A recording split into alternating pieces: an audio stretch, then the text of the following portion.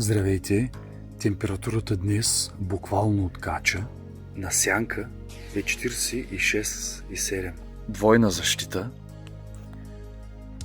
Около 2 пъти по 45. Около 80-90% засенчване.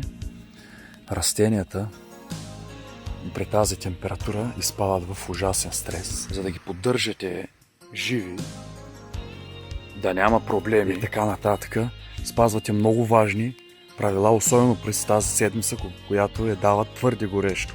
Именно поливане само вечерно време по хладното. В никакъв случай сутрин, за да може влагата да спадне и да не се получи запарване. Въпреки високата температура, самите растения попаднат в парников ефект и просто ще се стопят. В момента те не консумират влага. В момента влагата ги убива. Затова я намалете. Подавайте я само вечер, за да може да оцелеят все пак. Чао!